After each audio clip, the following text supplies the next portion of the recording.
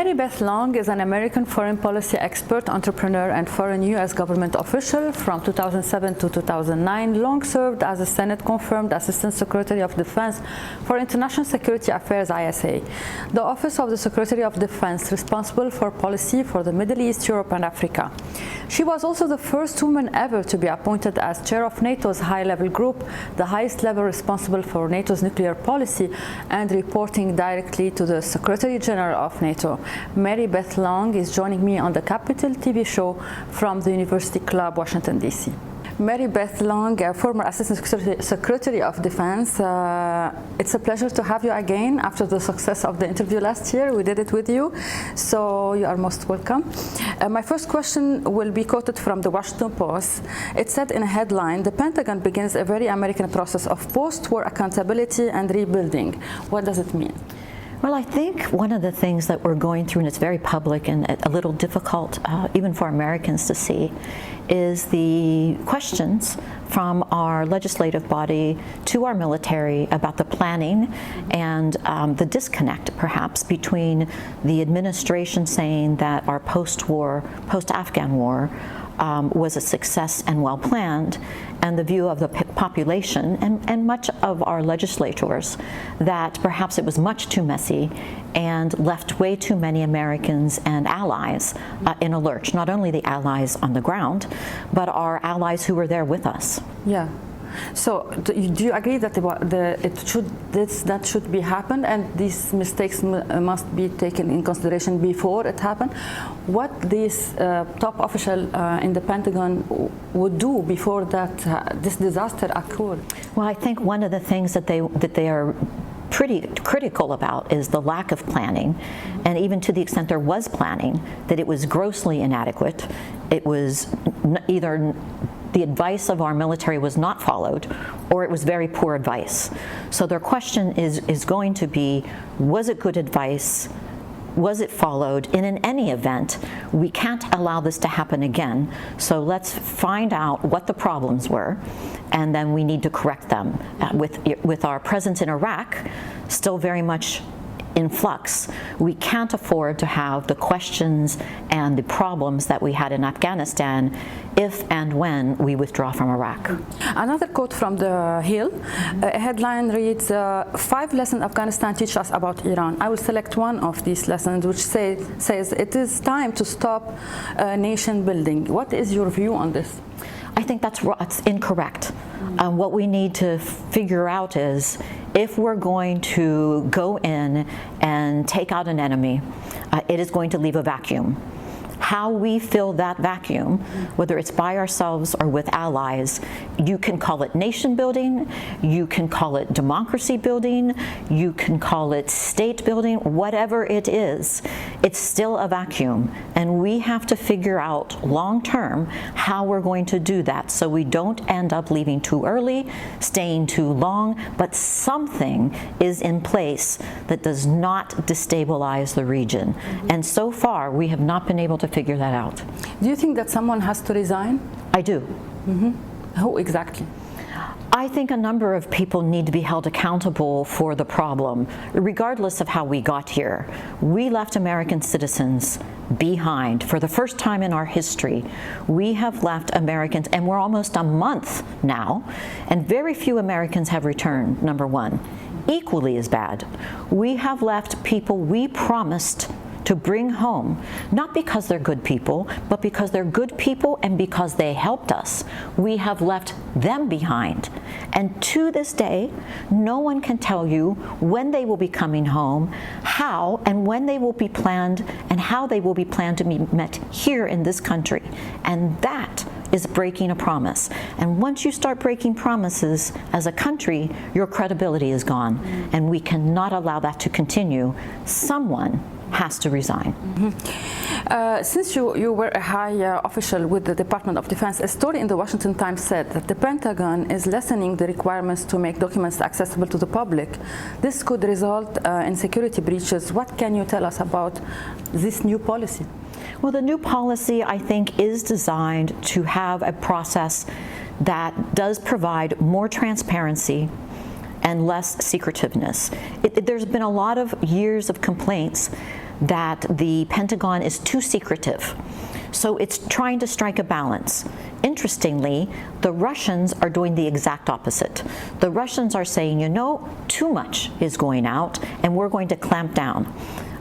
We need to find the balance. I was not aware that the balance was out of whack. I worry a bit that too much transparency leaves us to be hesitant, and that's not where we should be right now. We should be aggressive and bold, but we will see how it works. The Los Angeles Times commented on the recent congressional testimonies of the top military leaders on Afghanistan as a strategic failure. What is your opinion, and how do you see, or how do you read, or how do you comment about the phone call between General Milley and his Chinese counterpart? I find the conversations in the recent testimony by our military leaders to be perplexing and disturbing. Both General McKenzie and the chairman were adamant, as was the secretary, that the operation was a success. They're referring very narrowly to moving their people from Bagram inside the airport and airlifting individuals home. While that may be an operational success, it certainly isn't a success in any other way. At the end of the day, we failed miserably, not only Americans, not only Afghans that were supposed to come here, but the Afghans and the Republic of Afghanistan, as well as our allies, basically cleaning up a mess that we, in part, made worse by leaving funds, equipment, and individuals with training that should not have been left behind. So how anyone can defend that, even if you want to carve out the smallest piece as a success, means to me that's wrong thinking, and that signals to me that you don't want to talk about what really happened and what everyone knows. This was a failure and makes the United States weaker and appear even weaker than we want it to be. It, at the end of the day, was a failure. David Schenker was my guest last week, and I know that he worked for you. He said there is no version of Taliban, new version. Taliban is Taliban, and especially the Washington Times said that Taliban began its rule by holding public execution. What are your expectations from Taliban's rule? My expectations of the Taliban are what I imagine all of your viewers expect from the Taliban. The exact same thing we got from the Taliban before. Executions, they've already, even before the United States left, there was written communications in Kandahar and in other places about women being subject to staying at home, no jobs, not able to leave the house, no education for children. There's no indication, none that I can point to, that this is a different Taliban, number one. Number two, we are foolish to pretend that the Taliban is going to run Afghanistan. We all know that the Taliban will run parts of Afghanistan, but the Haqqani network, ISIS, Al-Qaeda, the Northern Alliance, there is going to be lots of conflicts even within Afghanistan between and among all the players, including the Taliban. So the idea that we could somehow negotiate with a new Taliban that doesn't exist and has shown no indication it wants to exist, and forget about everyone else, means multiple layers, frankly, of us being disillusioned. While we are doing this interview, the National Security Advisor Jake Sullivan is meeting with high top officials in Saudi Arabia. I don't know if he met the Crown Prince Mohammed bin Salman. What is your expectation, or how can you tell us about the results that can be expected from this visit? If I were the Kingdom of Saudi Arabia and His Royal Highness, and His Majesty, I would think that my expectations of this meeting would be quite low. On the one hand, our National Security Advisor Sullivan was part of the Obama administration, and as we all recall, our relationship with Saudi Arabia during the Obama administration was quite tense at many times. And in fact, throughout that policy period, there was a lot of controversy regarding U.S. support for Morsi, political Islam, and pressure on the kingdom for human rights changes. What I hope Mr. Sullivan recognizes at the leadership of the kingdom has gone quite a long way in many respects on human rights. They have truly reformed in many respects the rights of women and others. They have a long way to go. In the short term. In the short term, they have a way to go, but progress has been made. I hope that Mr. Sullivan is dealing with reassuring the Saudis that with the assassination of Khashoggi, with our concerns for human rights, and our support for organizations such as Political Islam, that we are balancing that appropriately with our recognition of the critical importance of our alliance with the Kingdom of Saudi Arabia and with its leadership, and I hope that they are working on finding a path in which the United States reassures them, because frankly, if I were Saudi leadership, I would look at the track record of these players in previous administrations. I would look at the track record of the United States recently in Afghanistan, and I would not be confident that this was the ally, the United States was the strong ally that I needed in the region, and would be looking for some reassurances, some strength from Mr. Sullivan. I want to quote the publication responsible statecraft. They speculated on how Jake Sullivan will address Prince Mohammed bin Salman. Should he be tough or soft on him? This is what it said. What is your opinion? What is the best policy of these two options? Like all people who've worked in diplomacy and in intelligence and defense, it's somewhere in between. I think the most important thing is a little bit of both, but overwhelmingly clarity. Right now, I think people are confused, They don't know where the United States stands. On the one hand, we say this. On the other hand, we say that. On the one hand, we want help in the Middle East because it's important. In the other hand, we left without really consulting our allies and involving them in the process. How does reflect the relationship with the NATO? I think it's very similar. It's very unclear now what are the priorities of the United States when it comes to our alliances.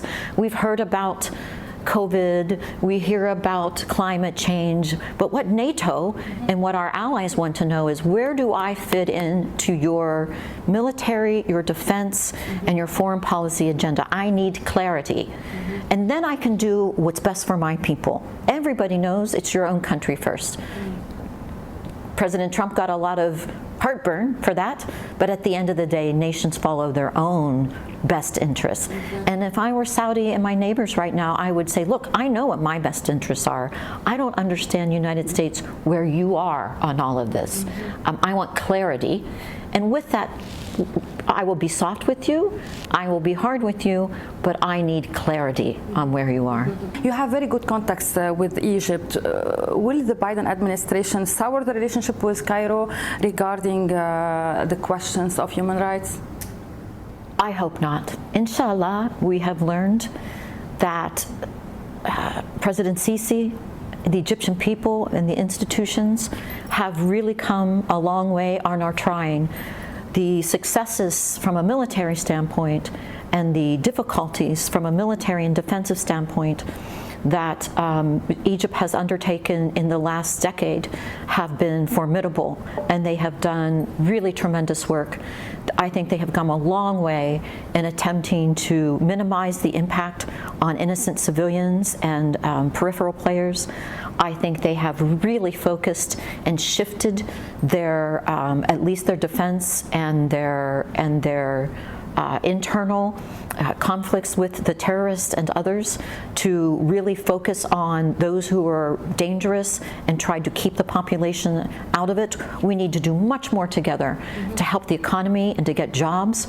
So I'm hoping that this administration learned from not only what President Trump tried to do, but also I think the mistakes at the end that President Obama acknowledged, that we need to help Egypt, not criticize her. We can do so as an ally and point out places that we could work together to be more inclusive of voices that oppose some of the internal domestic policies, more freedom for journalists, more freedoms for religions.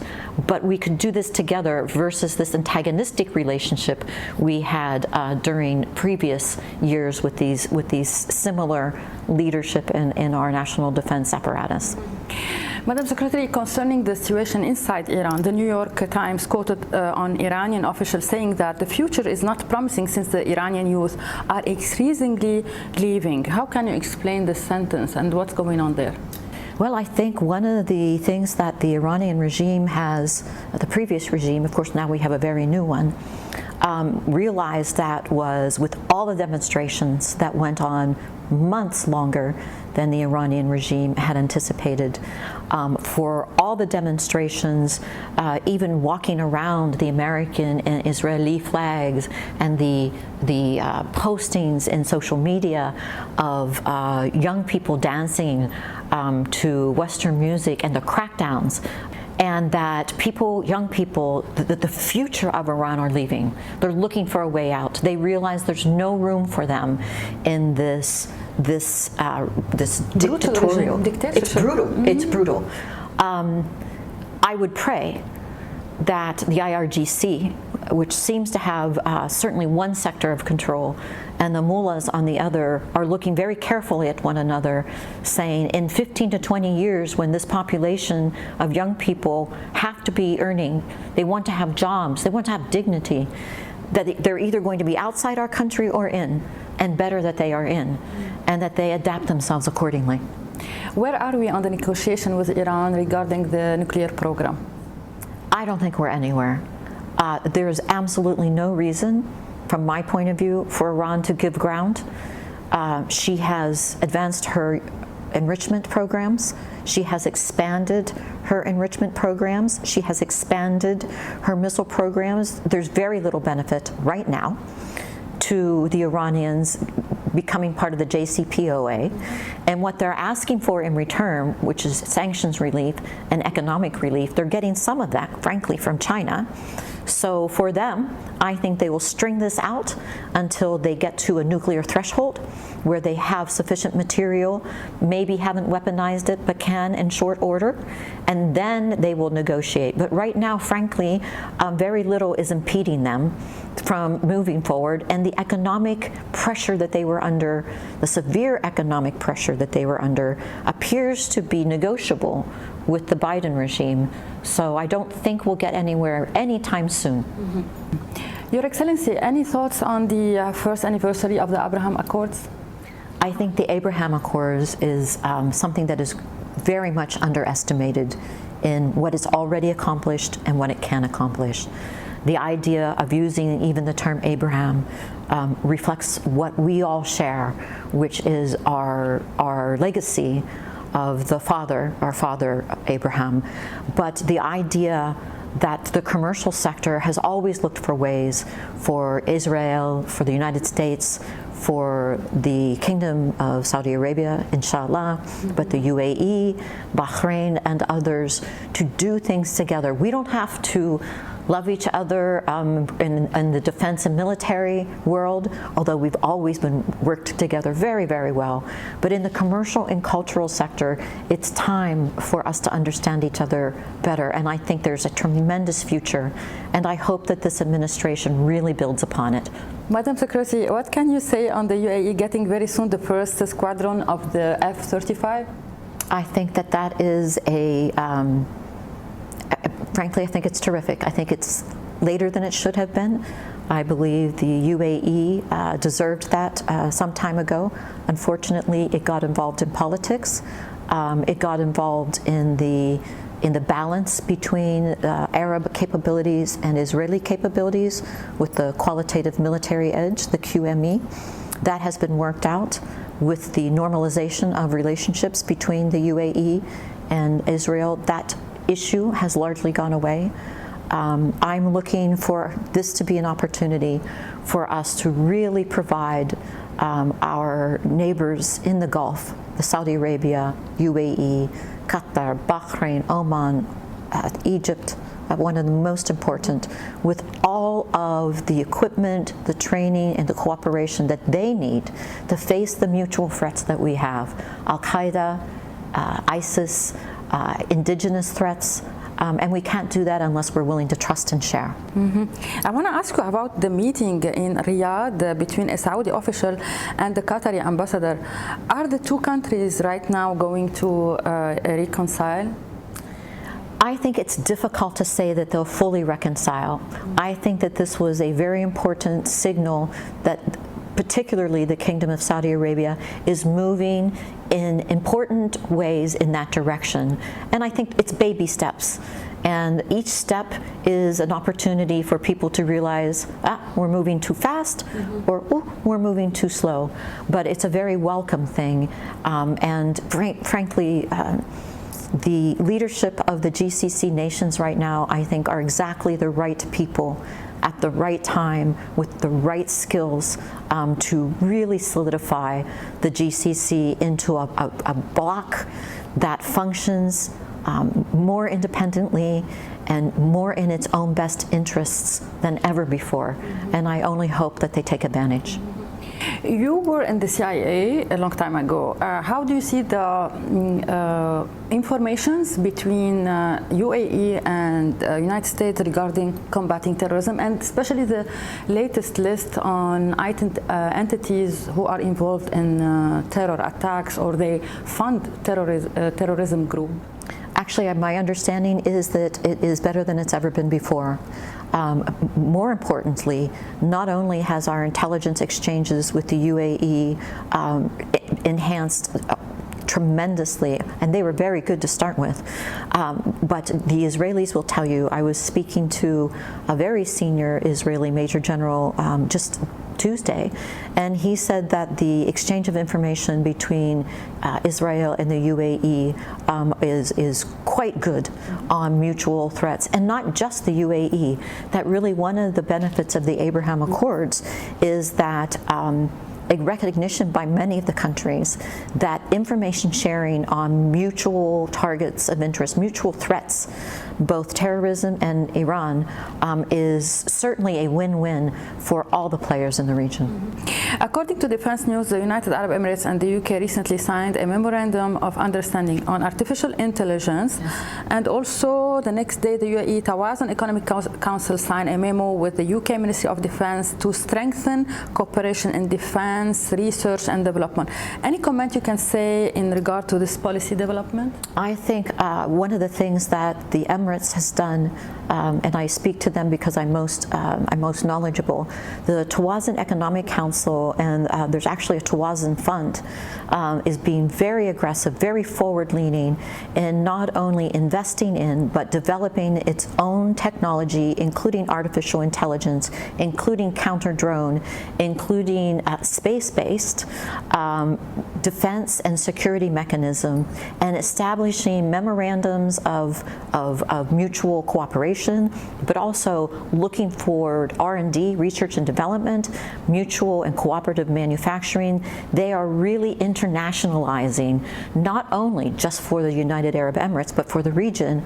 And I honestly believe by the relationships with the United Kingdom, they've reached out in other areas, looking to be perhaps certainly a regional, perhaps a world leader in really being on the cutting edge of development in those areas. It'll be very interesting to watch.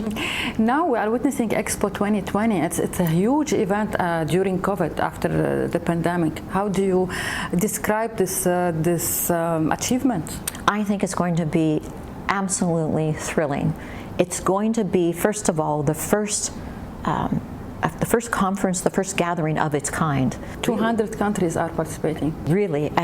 Israel is participating, the region, the world is participating, number one. It's coming almost exactly on the anniversary, the 50th anniversary of the United Arab Emirates, which it's such an exciting thing, because to think of what they have accomplished in the last 50 years is nothing short of astonishing.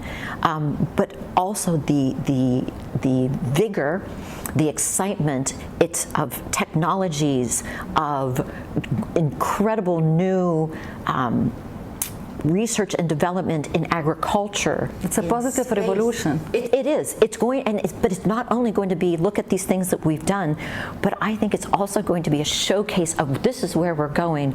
Look at this future. We are looking ahead, not behind. Come with us and join us.